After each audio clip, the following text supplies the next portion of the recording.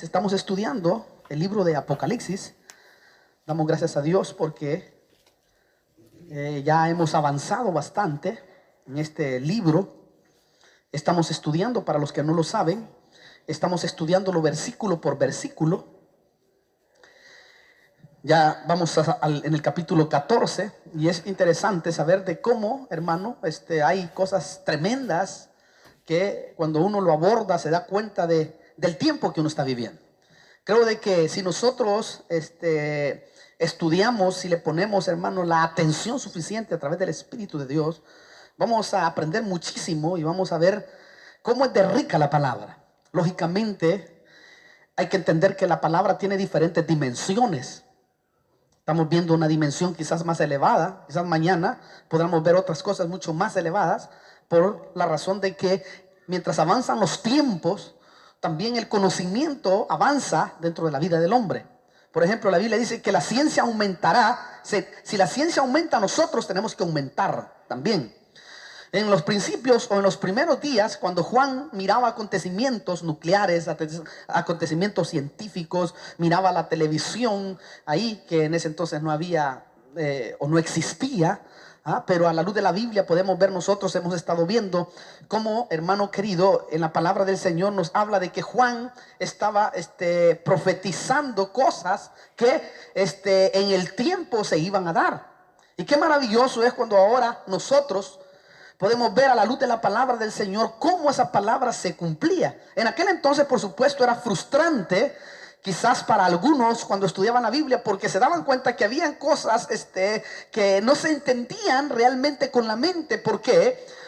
Porque eran acontecimientos que parecía ilógico que se dieran en ese entonces. Pero ahora que ha pasado el tiempo, ahora que nosotros estamos en una nueva era espacial, que estamos en una nueva tecnología, nos damos cuenta de que esas verdades están bien claras en la palabra. Y eso es lo que el Apocalipsis nos muestra y nos ha mostrado a través de todo, hermano, lo que hemos visto en esta mitad hasta el capítulo 14. Pero seguimos nosotros con el capítulo 14 y entramos a la tercera parte, en donde nos habla de la siega o la cosecha de la tierra, o mejor dicho, las dos cosechas. Porque van a haber dos cosechas. Una cosecha de mártires, o sea, de gente que ama a Dios, pero que se quedó en la tribulación. Y otra cosecha de inconversos, o sea, de personas que, hermano, no recibieron, o de incrédulos, mejor dicho, que se quedaron en la tribulación. Nosotros sabemos bien certeramente, no porque lo hayamos visto realmente solo en la palabra, sino por lo que hoy en el mundo podemos ver mundialmente, cómo el Apocalipsis ha estado cumpliéndose detalladamente. Y esa es una de las cosas que a nosotros nos da una seguridad, una certeza, una seguridad de lo que es la palabra viva de Dios. Nos damos cuenta de que tarde o temprano los acontecimientos que faltan, que son pocos acontecimientos, por lo menos falta el 20% del cumplimiento profético, porque el 80%, según lo hemos estudiado, según lo hemos visto en la historia del mundo, ya está cumplido. Lo tremendo es que el 20% que falta que se cumpla en las escrituras, ese 20% exclusivamente lo conduce a uno hacia la tribulación. O sea que los acontecimientos que faltan son muy pocos. Porque cuando digan paz y seguridad, entonces vendrá destrucción repentina, dice. O sea que nosotros estamos esperando acontecimientos que están ahí nada más.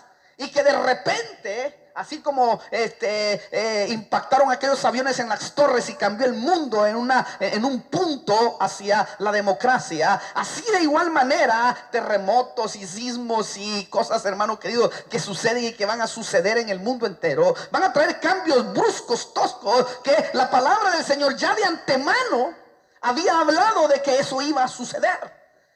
Todo eso que usted ve, acontecimientos que mira tan asombrosos, donde tiene que ver el fuego, donde tiene que ver el agua, donde tiene que ver, hermano querido, el terrorismo, todo eso está en la Biblia. Lo hemos visto bien detalladamente y hemos visto cómo incluso hombres inconversos han sacado libros como el Código Secreto de la Biblia, por ejemplo, en donde ahí encontramos, hermano, códigos exactamente bien trazados en la palabra y que han traído un cumplimiento profético exacto, y que cuando uno va a la palabra se da cuenta de que es una realidad bendita. bendita. Entonces ahí es donde uno debe de entender y comprender y decir, bueno, qué tremendo, cómo la palabra se viene cumpliendo detalladamente como Él ya lo ha estipulado.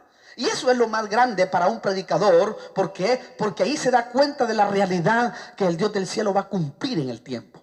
Por eso nosotros debemos de hinchar el pecho cuando la palabra de Dios, hermano, el libro, el bestseller del mundo, ¿verdad? Que sigue siendo vigente, sigue siendo vivo para la gloria de su nombre. Y eso es lo más grande. Saber de que la Biblia hoy en día ocupa los primeros lugares en los grandes campos, hermano querido, de la ciencia. En la NASA y en los lugares en donde, hermano querido, la ciencia está aumentando, está descubriendo. Una de las cosas que usted va a ver ahora, yo pude leer un comentario muy tremendo acerca de la ciencia con respecto a que la ciencia, hermano, hoy está verificando no solamente acontecimientos en la naturaleza, sino que cuando esos acontecimientos se dan en la naturaleza, rápidamente, porque hay muchos creyentes ya dentro de la ciencia, van a la palabra del Señor y se dan cuenta de que la Biblia ahora sí tiene sentido en esta época. Hace 50, 70, 80 años no tenía sentido porque los acontecimientos que había no les daba a ellos en la cabeza que debería de ser de esa manera. Sin embargo ahora, a medida que ha crecido, a medida que ha avanzado la ciencia y el hombre ha avanzado y nosotros hemos avanzado, porque debemos de avanzar, porque debemos de crecer, porque debemos de evolucionar, porque debemos de alcanzar las metas, porque debemos de tener nosotros en la vida un conocimiento, hermano querido, que traza la palabra, que ha sido regalado para nuestra vida, para que podamos ver nosotros las verdades que ahora, hermanos, se están cumpliendo detalladamente en la palabra. Entonces esta tercera parte del capítulo 14 del Apocalipsis, del 14 al 20 versículo, nos habla de dos cosechas que se van a cosechar. O sea, cuando hablo de dos cosechas, ¿y por qué pone Dios de esta manera? Él pone un ejemplo natural para que nosotros podamos sacar un ejemplo espiritual. O sea, es como una parábola. Las parábolas, cuando usted las lee en Lucas 13, en Mateo, en Marcos, cuando usted lee parábolas, son, hermano, ejemplos nada más de la naturaleza para que nosotros podamos sacar algo espiritual. En el caso que vamos a ver ahora, vamos a ver de cómo el Señor pone el ejemplo de una cosecha, de recoger lo bueno y recoger lo malo. Ahora, y ahí se cumple la parábola del trigo y la cizaña. El trigo y la cizaña deben de crecer juntos. ¿Por qué? Porque hay un peligro que cuando se está recogiendo el trigo, se puede también, hermano, cortar. O sea que no, cuando se corta la cizaña, se puede cortar el trigo y entonces se pierde el fruto. Entonces el Señor dice en la parábola que debe de crecer la cizaña con el trigo, para que cuando llegue el tiempo de cegar, que es el tiempo del Apocalipsis, o sea, el futuro que viene próximo, cuando venga el tiempo de cegar, entonces Él separará la paja y separará el trigo. El trigo será recogido, que es lo primero que va a hacer el Señor cuando venga en su segunda venida, que es lo que le voy a explicar con los versículos más adelante. Usted va a ver de cómo el Señor recoge el trigo y luego recogen la cizaña para ser quemada. O sea, eso implica, el trigo nos habla de los creyentes que han creído en la palabra, que han recibido al Señor Jesús y que viven para el Señor Jesús.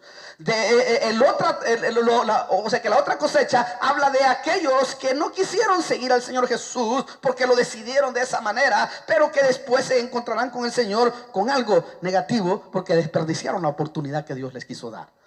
Entonces, versículo 14, ahí nos quedamos y vamos a estudiar estos versículos. Dice así, en el nombre del Señor: y miré, y he aquí una nube blanca, y sentado en la nube estaba uno semejante al Hijo del Hombre, que tenía en la cabeza una corona de oro y en la mano una hoz afilada. ¿Oyó? Aquí el Hijo del Hombre, todos lo podemos identificar, es nuestro Señor Jesucristo, que aparece con una corona de oro. ¿Oyó eso? La corona de oro nos da testimonio de que viene triunfante, que viene a separar a los hijos justos de los impíos. Hay que entender que el Señor, cuando vino a la tierra, murió, fue crucificado y venció a la muerte y venció a las potestades, dice la Biblia, y entonces por el Padre fue coronado porque fue un victorioso. Entonces el Señor, cuando ascendió a los cielos, se fue hacia arriba, se fue victorioso y regresa victorioso. O sea, en otras palabras, ya no va a regresar pobre, porque Él dice que se hizo pobre para que nosotros fuéramos enriquecidos. O sea que ahora va a regresar como rey a gobernar estas naciones. Ahora va a regresar como Israel lo está esperando. Porque Israel cometió el error de esperar al Cristo glorioso, o sea, el que va a venir en el caballo blanco. Y no al Cristo que iba a aparecer primero en una burriquita, como decía Zacarías, que iba a aparecer en una burriquita y que de esa manera iba a empezar su ministerio en la tierra. Ellos no pudieron ver esa profecía en la palabra del Señor. Ahora nosotros la vemos, hermano, y nos deleitamos de cómo Israel no pudo ver la primera parte en donde el Señor había determinado que iba a venir en una burriquita para que lo proclamaran rey. Pero como no lo vieron, porque dice la Biblia que se les fue dado un espíritu de estupor, de torpeza, para que viendo no vieran y oyendo no entendieran. Entonces, hermano querido, ahí de esa manera ellos se quedaron cegados. Pero a medida que nos hemos dado cuenta nosotros, hermano querido, que la palabra ha venido cumpliéndose, nos damos cuenta que lo que ellos esperaban era un Cristo que viniera en un caballo blanco, como lo presenta el capítulo 19. Cuando lleguemos ahí lo vamos a ver bien, cuando viene en caballo blanco. O sea que ellos esperaban hacia arriba y primero venía el Señor hacia abajo. Ahora sí, en este caso va a venir hacia arriba, pero ya en una tribulación, ya en un momento de crisis terrible. Entonces, durante la segunda mitad de la tribulación, Cristo cosechará el remanente de mártires. Entendamos que la tribulación consta de 7 años. Lo repito para que aquellos que no están muy asociados puedan entender la disertación o lo que estoy disertando y puedan ubicarse al menos un poco en la palabra. La tribulación se compone de 7 años, que está dividido de 2 partes. Los primeros 3 años y medio son la parte en donde el trato es, hermano, la ira del diablo contra los hijos de Dios. O sea, en donde viene la inquisición de parte de la bestia, del anticristo, en contra, hermano querido, de aquellos que aman a Cristo. Entonces, en ese lapso de tiempo va a haber una ley que vimos en el capítulo 13 de Apocalipsis, que va el hombre a ser marcado con el número de la bestia, que lo dice la palabra del 666, que muchos pues ya están asociados y conocen eso. Entonces esa persecución va a ser hacia, hermano querido, aquellos que no están marcados, o los que no quieran marcarse. Dice la Biblia literalmente que van a ser muertos por la bestia y por su imagen.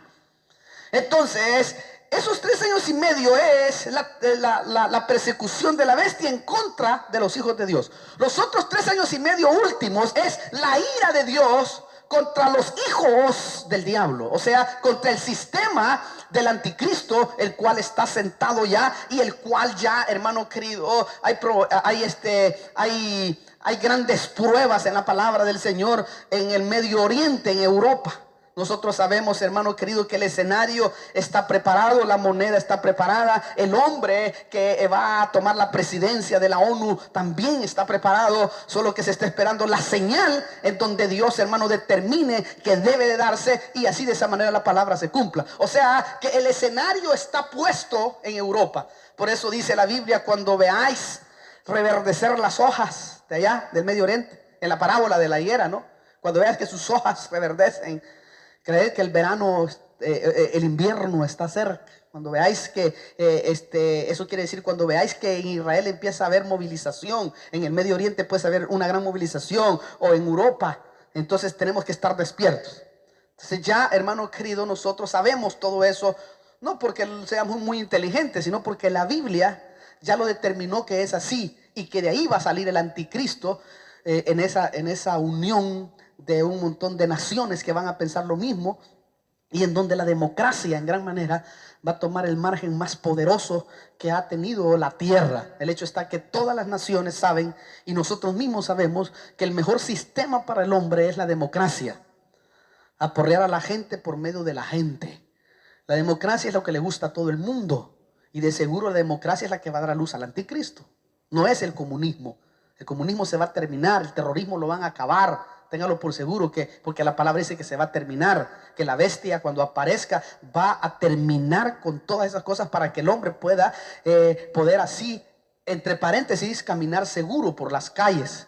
Que se acabe la pobreza, que se acabe un montón de cosas. Eso se va a ver por fuera en gran manera en una época ya muy pronto, porque se está preparando hasta un ejército bélico como nunca antes en la historia. Policías, hermano, pero extraordinarios que se están criando allá, hermano querido, en Europa, para poder, hermano, así de esa manera las naciones ser bendecidas a un nivel tan elevado. Eso va a traer que la gente, hermano, se sienta bien para poder vivir y se sienta bien en el sentido de poder respaldar este gran hombre que va a aparecer en el Medio Oriente. Ya muy pronto aparecerá, seguro ya está, ya nació y ahí está, esperando nada más la presidencia, porque ahora están en los comités que se están haciendo allá en el Medio Oriente. Ya se está anunciando de que quieren un presidente de todas las naciones.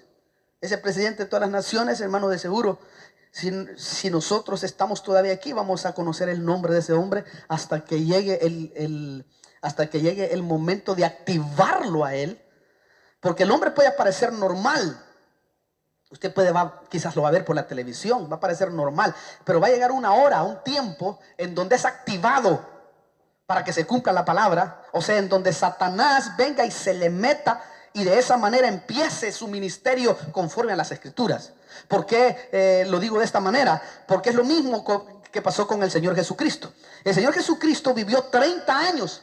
Nadie pensaba que era Cristo, nadie pensaba que era el Mesías, nadie pensaba que era Dios hecho carne, nadie pensaba que era el Salvador del mundo, nadie pensaba que era el que iba a sanar, el que iba a liberar, el que iba a transformar, hermano, la vida del hombre hasta el final de los tiempos. Nadie en esos 30 años, hermano, pensaba de que ese muchacho que estaban haciendo ahí era el verdadero Dios hecho carne. Nadie se imaginaba, hermano, hasta que Juan, el primo de él, lo ve venir, hermano, hacia él y dice: he ahí el Cordero de Dios que quita el pecado del mundo. He ahí ahora, en este momento, estaba diciendo: lo activo para que empiece la vida de él como está trazado en las Escrituras. Esto quiere decir también que hay hombres y mujeres hoy en la vida, quizás usted, quizás yo, que quizás tendremos otra elevación mucho más superior, que va a llegar el momento en donde va a haber una activación mucho superior, en donde tú vas a poner manos en cualquier lugar y el Dios del cielo se va a glorificar, va a resucitar muertos, hermano, los enfermos van a ser sanados automáticamente, como el Señor Jesús. 30 años, nada, cero, nadie sabía quién era realmente, pero después de los 30 años, 3 años y medio, revolucionó una nación tradicional.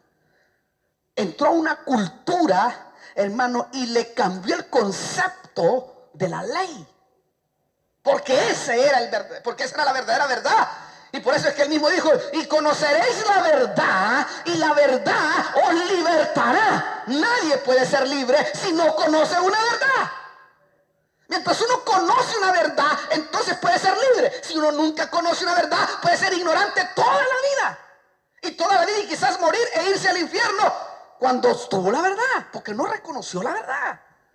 Entonces el Dios del cielo en este último tiempo está preparando todo el escenario. Los que conocemos un poco más de la Biblia, pues sabemos de que ya está preparado. Y sabemos que lo hemos predicado aquí, cientos de mensajes hay grabados. Bien, hermano querido, ahí para que usted pueda ver que lo que dijimos en el año 1997, esas predicaciones que hablamos de los acontecimientos que iban a suceder, del fuego, de los tsunamis, del agua, del terrorismo y todo eso, hoy es una realidad. Y que, hermano, es una verdad que aquí está en la Biblia y que nosotros ahora podemos pararnos con toda la seguridad. ¿Por qué? Porque debemos de alertar al pueblo y a las personas para que despierten a la verdad bíblica, a la verdad de la palabra. Entonces, durante la segunda mitad de la tribulación, Cristo cosechará el remanente de mártires. Lo tremendo es que viene en una nube blanca, dice el versículo 14. La nube blanca nos habla de la iglesia de Cristo. La Biblia describe como nubes, o sea que lo describe como nubes a los que son testigos de la fe. Dice que una nube de testigos, Hebreos 12:1. Entonces es como que las nubes nos habla de la iglesia de Cristo que viene con Cristo. O sea, la que se fue antes de la tribulación. Recuerde que la novia, la que se va a casar con Cristo, la iglesia verdadera, es la que se va antes de los 7 años de tribulación. Y es la que viene con Cristo en la segunda venida, como lo está describiendo acá. Entonces el Señor viene con una hoz, dice acá, afilada para culminar el juicio total. Determinando, hermano, determinado en la hora de Dios. Esto es muy importante. Es una de las revelaciones que el Señor me daba en esta semana mientras estudiaba esta porción de la palabra. Y mire qué interesante, versículo 15. Entonces salió del templo otro ángel clamando a gran voz al que estaba sentado en la nube: mete tu hoz y ciega, porque la hora de cegar ha llegado, pues la miel de la tierra está madura. ¿Oyó eso? ¿Notó? La hora de cegar ha llegado. Mire, esta es la hora que ha estado oculto a todos, excepto al Padre. Esta es la hora que dicen los evangelios o registra que nadie sabe ni la hora ni el día. Porque Dios tiene determinado una hora, un año, una semana y un día, dice la palabra. Como los días de tragedia que le decía yo, hermano, ya están preparados para cambiar automáticamente al mundo de la noche a la mañana. Es como el hombre, es como usted y yo, cuando llegamos a Jesucristo y le entregamos nuestro corazón verdaderamente a Él, automáticamente de la noche a la mañana. Quizás usted en ese momento no lo vio, pero ahora que ha pasado el tiempo se da cuenta del tremendo cambio que el Señor Jesucristo ha hecho en nuestra vida. Los cambios son así, repentinos. Pero esta hora me llama la atención a mí, hermano, que está registrado en el evangelio. Dice así, voy a leérsela para que usted tenga base bíblica. Marcos 13:32 dice así: pero de aquel día o de aquella hora nadie sabe, ni siquiera los ángeles del cielo, ni el Hijo, sino solo el Padre. ¿Oyó eso? Lo tremendo es que hay un grupo que le van a revelar una hora. Y esta es la revelación que el Señor me daba. Hay un grupo que le van a revelar una hora que quizás no se refiere a la segunda venida, sino que se refiere al arrebatamiento de la iglesia. Hay 2 horas. Una hora en donde el mundo va a vivir la segunda venida del Señor. Y hay otra hora en donde los creyentes fieles que aman al Señor y que quieren buscar al Señor y que quieren ser agradables al Señor, van a ser, hermano querido, llevados. Esa hora sí se la van a revelar.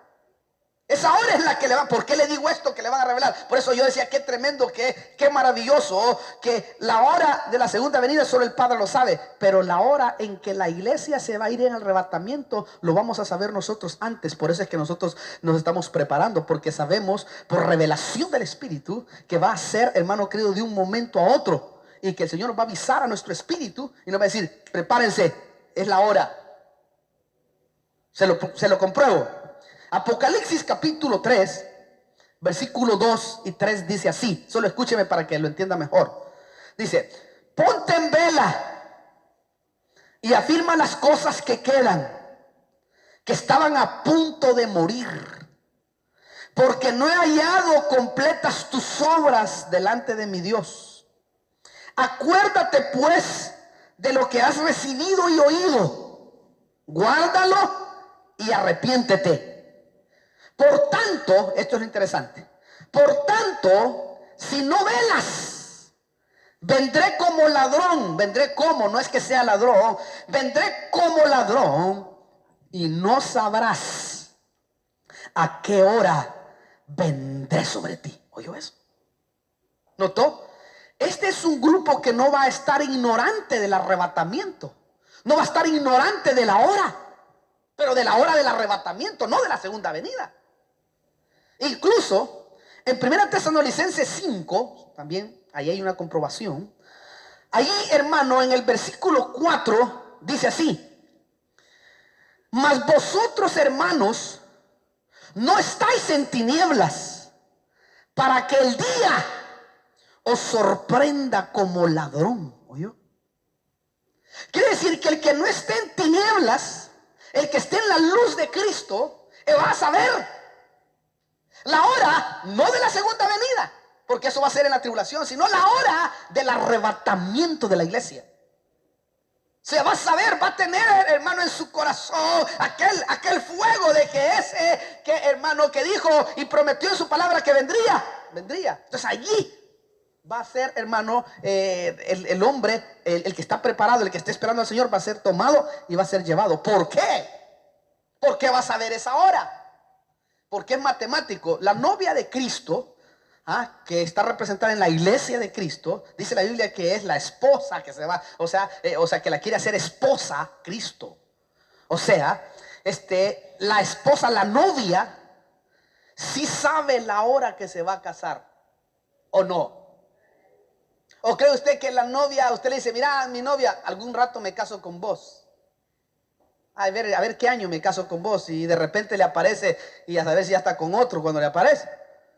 Dice, hoy me quiero casar con vos. No, ¿si cuándo? Si tú no me has dicho nada. Claro, la novia sí va a saber, porque lo primero que le dice uno a su novia es la hora, el día y el mes cuando quiere casarse con ella, ¿o no? ¿Usted le dijo a su mujer? ¿O su mujer le dijo a usted? Claro que sí. Usted sabe. Bueno, a algunos se nos olvida, más a los hombres se les olvida eso, ¿no?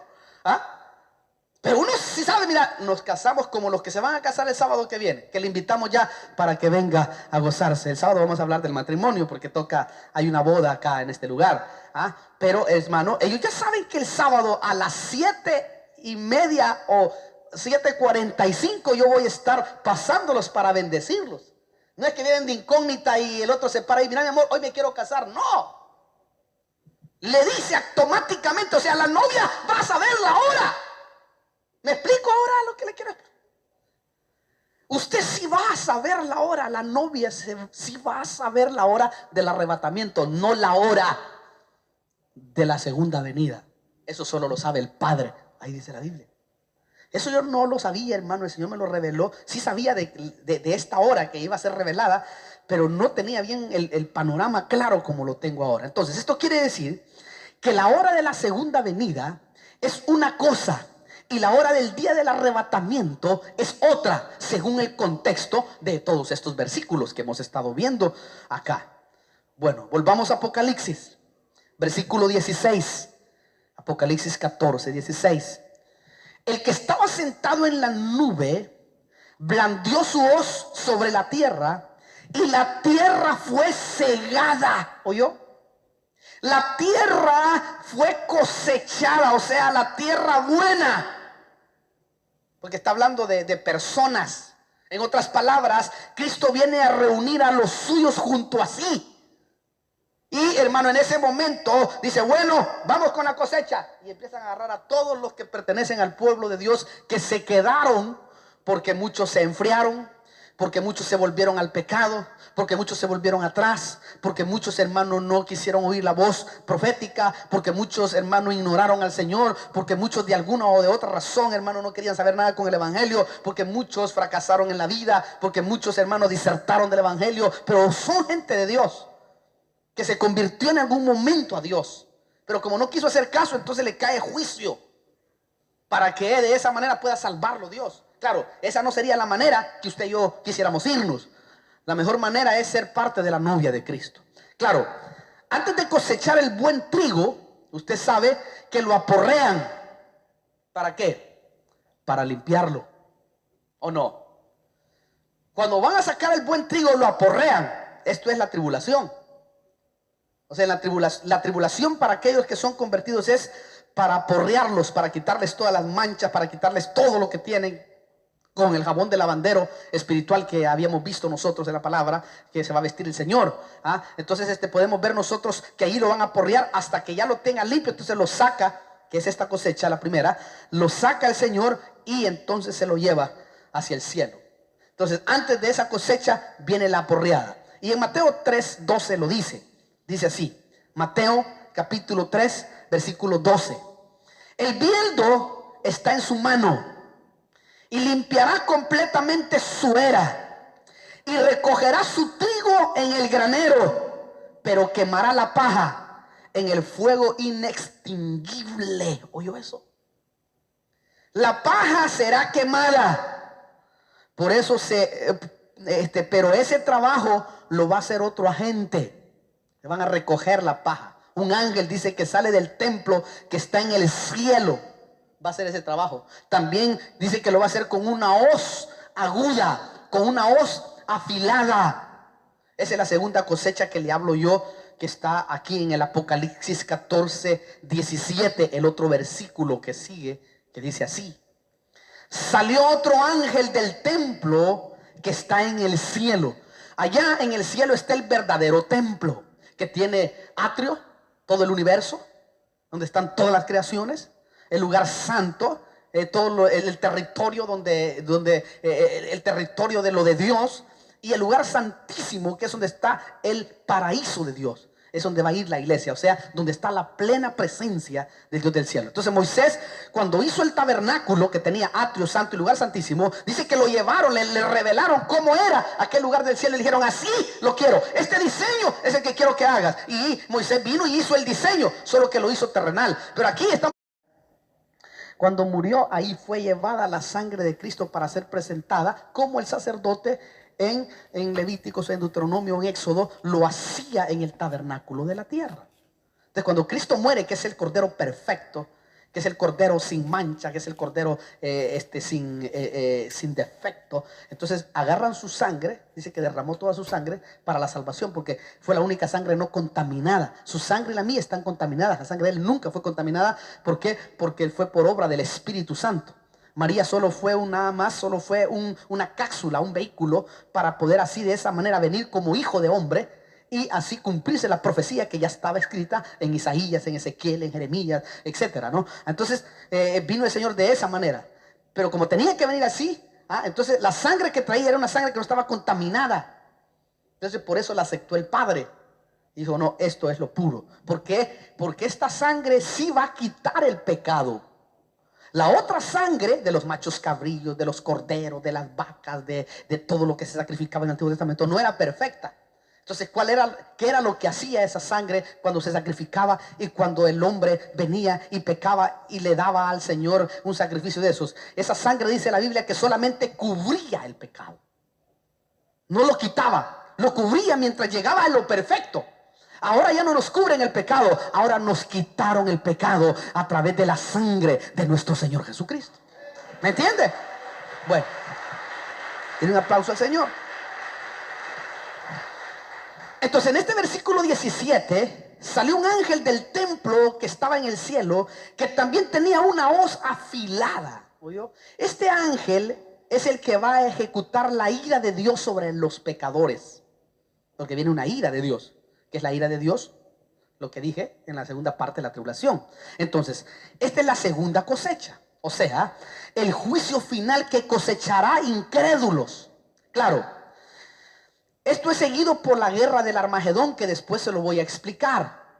Cuando lleguemos al capítulo 19, 20 y 21, ahí le voy a explicar la última guerra nuclear que va a haber en la tierra. Aquí va a dar nada más un pedacito, nada más, pero no vamos a quedarnos ahí porque vamos a verlo más detalladamente en la guerra del Armagedón, que también ya se está preparando, hermano. La China comunista está preparando, hasta Irán están preparándose, hermano, todos los países que están en contra de Israel. Está preparado el escenario. Eso va a suceder. Rusia va a volver otra vuelta a activarse para ir en contra de Israel. La Biblia lo dice bien claro.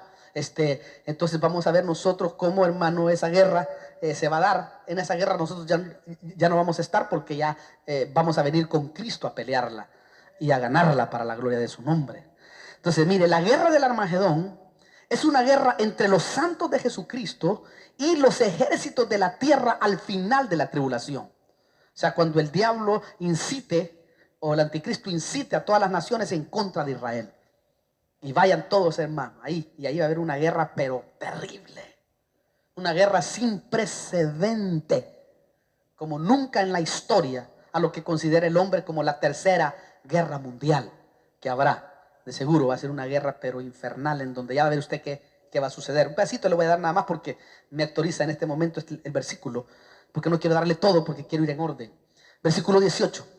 Y otro ángel, el que tiene poder sobre el fuego, mire, este no apaga fuego, sino da fuego, salió del altar y llamó a gran voz al que tenía la hoz afilada diciendo: mete tu hoz afilada y vendimia los racimos de la vid de la tierra, porque sus uvas están maduras. ¿Oyó? Esto quiere decir que el pecado ha llegado al colmo y la destrucción es inminente. Ya se terminó la misericordia de Dios. O sea, la vendimia es la actividad de recoger la uva de la tierra. Es cuando ha llegado el momento de recogerla. Esa es la vendimia. Y ahí es donde se va a cumplir esta palabra profética, en donde Dios va a recoger la paja para echarla al fuego inextinguible. Entonces, el recoger la paja en manojos y echarla al fuego abrasador nos habla exclusivamente del gran juicio que viene sobre el hombre que no quiso aceptar la bendición de Dios. Entonces, los racimos de la tierra, que habla acá, representa un crecimiento exagerado de pecado y maldad humana que deben caer bajo el juicio de Dios. O sea que eso es lo que está representando acá los racimos de la tierra, en gran manera. Por eso sigue el verso 19. Dice así: el ángel blandió su hoz sobre la tierra y vendimió los racimos de la vid de la tierra y los echó en el gran lagar del furor de Dios. ¿Oyó? El gran lagar de la ira de Dios nos habla que el lagar es una clase de cisterna en lo natural donde la gente pisoteaba las uvas. Luego el jugo corría a un recipiente que lo recogía. En el Antiguo Testamento, hermano, pisotear las uvas era imagen del juicio de Dios contra el pecado y contra los pecadores.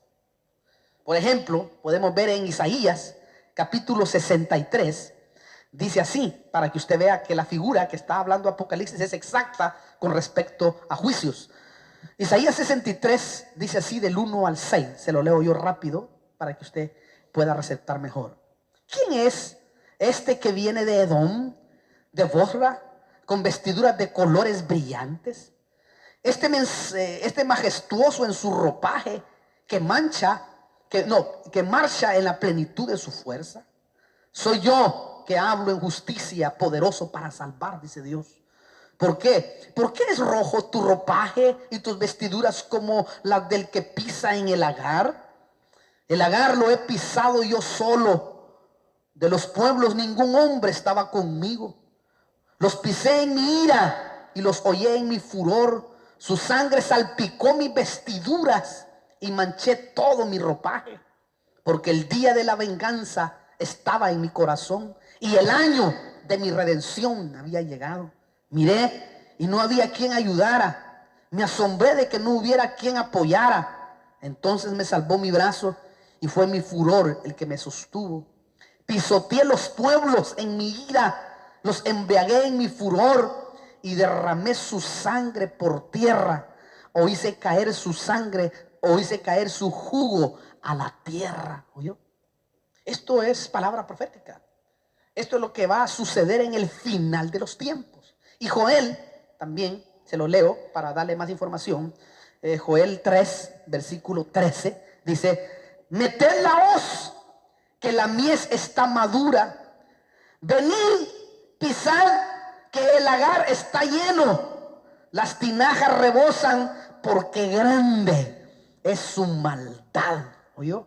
Aquí está confirmando exactamente lo que el Apocalipsis describe con respecto a lo que significa el lagar, lo que significa el exprimir uvas, lo que significa la cosecha, que está hablando exclusivamente, hermano, de un juicio que se da de esa manera. Lógico, hay que entenderlo por revelación del Espíritu Santo para que así de esa manera podamos comprender lo que está diciendo. Pero lo tremendo es que al terminar acá, hermano, este gran momento, que lógicamente solo estamos dando partecitas nada más, al terminar todo eso, lógicamente, hermano, empieza el reino milenial, que es lo que también hablaremos en el capítulo 20 de Apocalipsis y que no me quiero adelantar.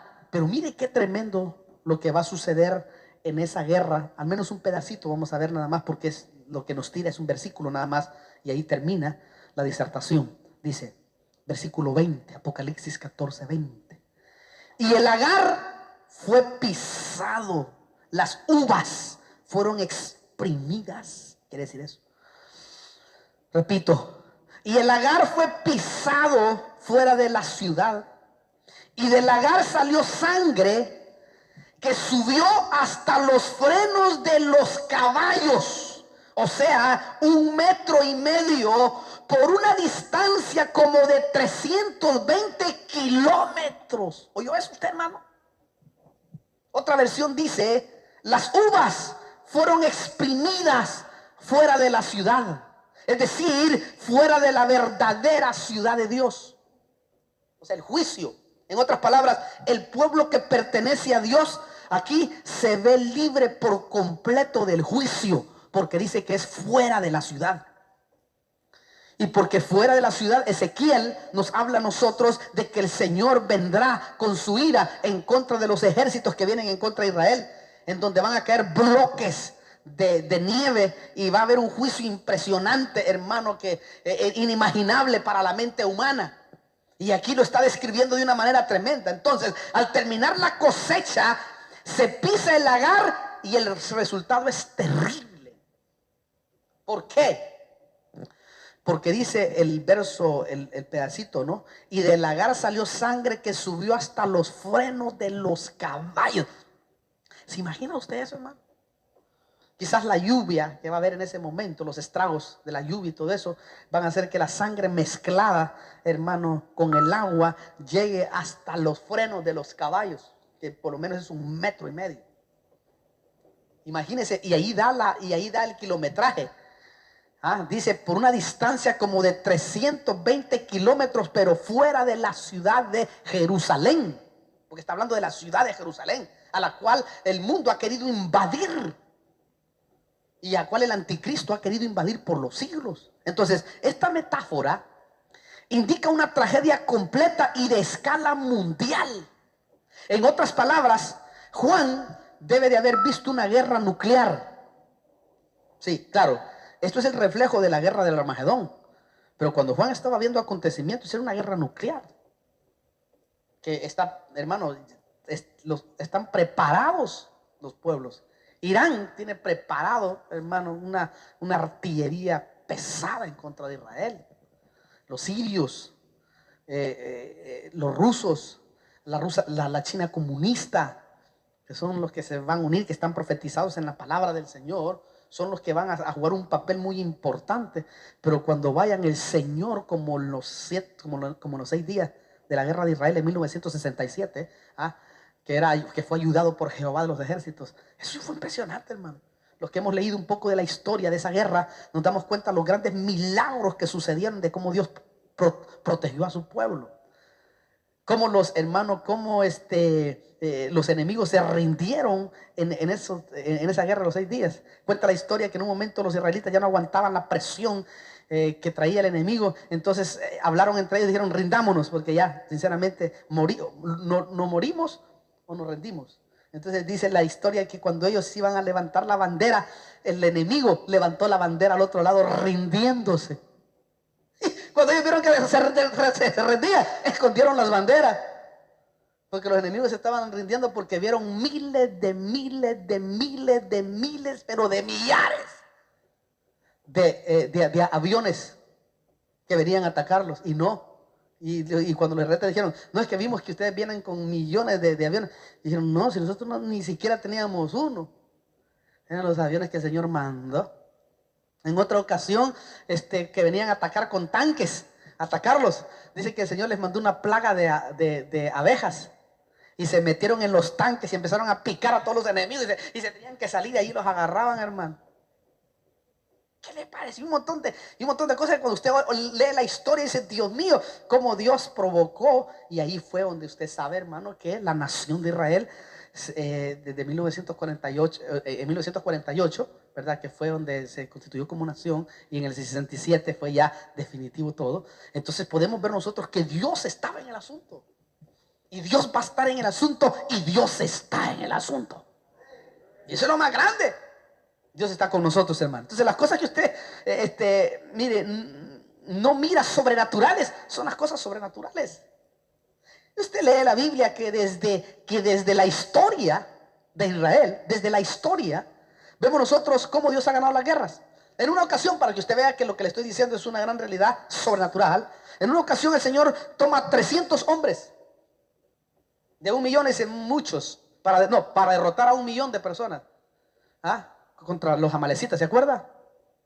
Dice, quiero que uses, no bombas, usa cántaros, fuego, unas antorchas metidos en los cántaros y una gritería. Hermano, un ejército, mire hermano, y armó de cántaros y de antorchas 300 hombres. Y fueron contra 1 millón. Y dice que cuando ellos obedecieron esa palabra y fueron por fe a ese lugar, hermano, dice que hicieron bulla, rompieron los cántaros y las antorchas se abrieron y los enemigos se mataron entre ellos mismos. Fueron derrotados. O sea, Dios gana las guerras de esa manera. A Sansón con una quijada de burro, dice que mató a 1000 con el poder que tenía. Los 3 valientes de David que entraron hasta dentro los filisteos, hermano, y dice que blandearon sus espadas, hermano, y le sacaron agua de en medio de los filisteos. Otro dice que se le quedó pegada, hermano, la espada, que tuvieron que despegársela de tanto matar enemigos, porque no podían, dicen que eran más veloces que las cabras monteses. Imagínese, eso es sobrenatural.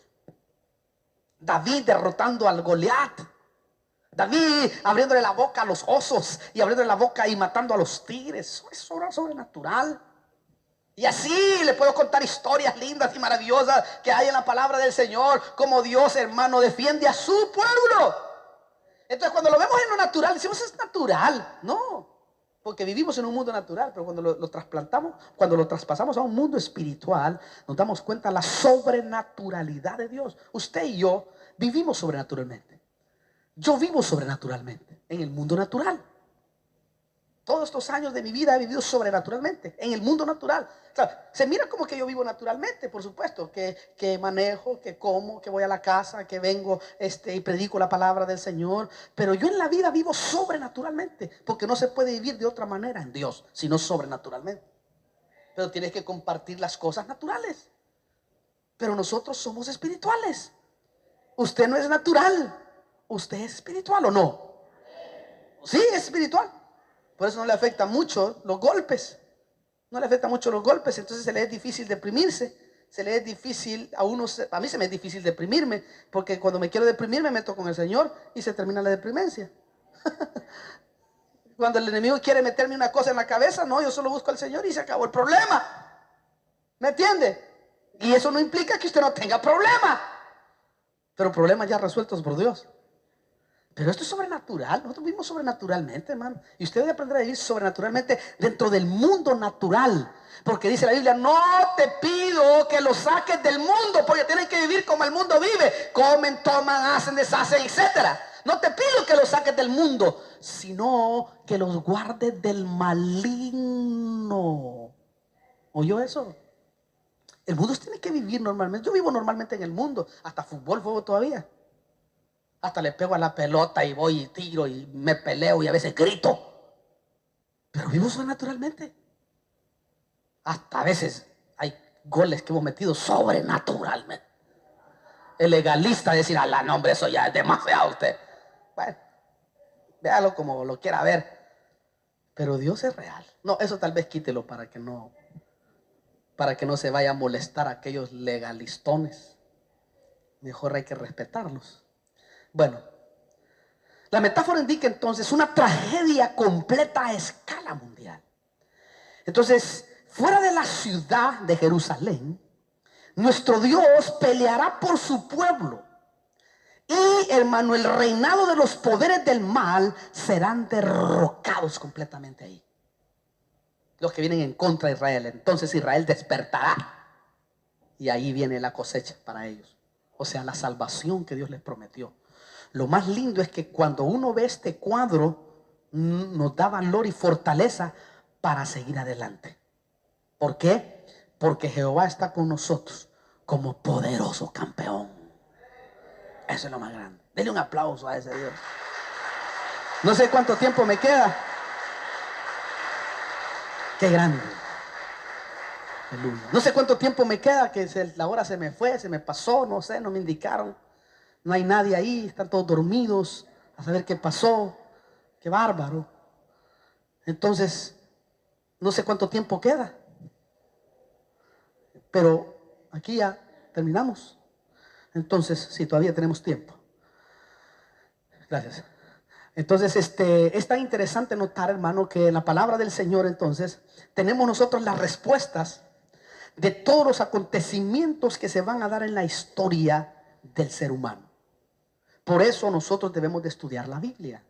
Por eso nosotros debemos de, hermano querido, de meternos con el Señor y ver que estamos nosotros en un tiempo ya terminado. Porque cuando digan paz y seguridad, dice la palabra, entonces vendrá destrucción repentina. A veces, hermano, nosotros estamos muy dormidos espiritualmente. A veces no pasan los acontecimientos y como que no le ponemos atención a todos esos acontecimientos. Es como que ignoramos muchas veces, hermano, porque no tenemos amor a la venida del Señor. Usted sabe que la Biblia dice que a quienes se les va a dar la corona, dice Pablo, es aquellos que aman su venida. Su venida está hablando del arrebatamiento, de la presencia, porque venida tiene dos significados.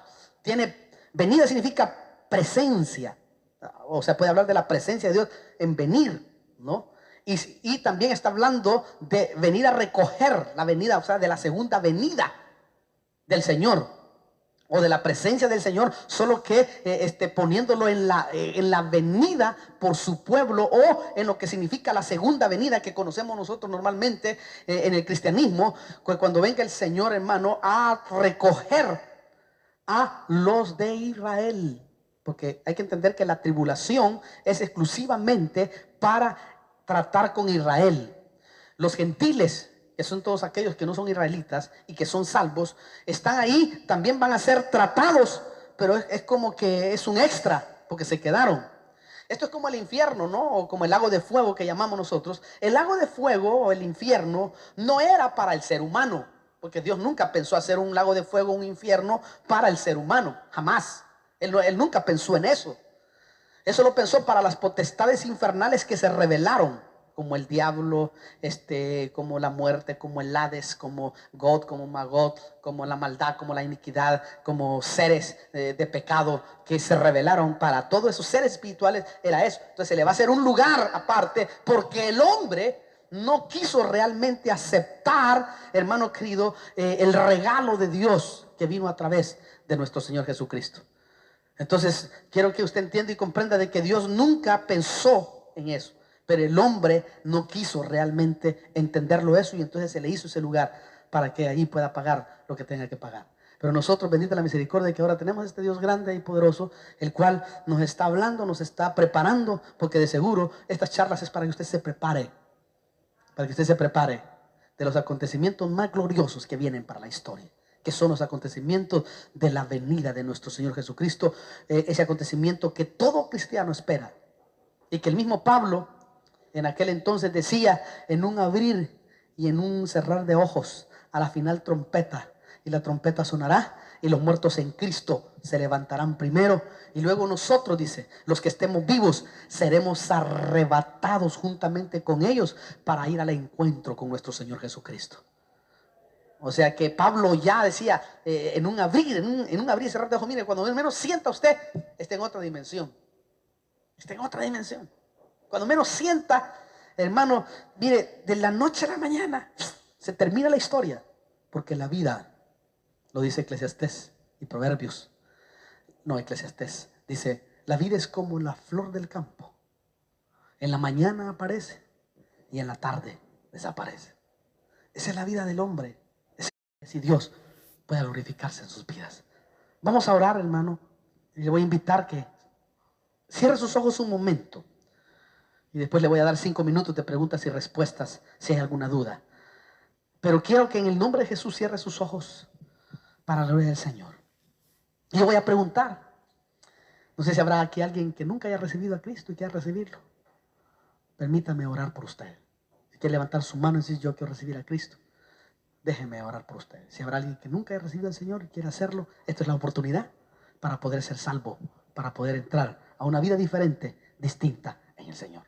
Es una buena oportunidad para que usted lo haga. ¿Quiere hacerlo? Solo tiene que levantar la mano, nosotros oramos, porque lo único que podemos hacer es orar. Si usted quiere hacerlo con toda libertad, puede hacerlo. Si no, voy a invitar al pueblo que se ponga de pie un momento y voy a orar ahí. A los que están en la radio también, están escuchando en la radio todavía, vamos a orar por ellos. Usted me ayuda a orar. Oremos. Quizás ahora no va a pasar aquí al frente porque estamos en una enseñanza, pero voy a ministrarlo ahí donde está usted.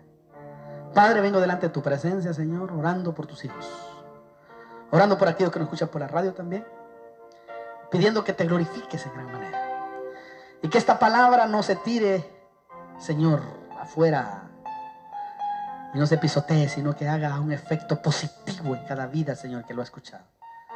Y que de esa manera pueda entender y comprender que los tiempos que vivimos son tiempos finales, en donde todo hombre debe reconocerte como único y Dios verdadero y vivir conforme a lo que tú has estipulado en tu palabra.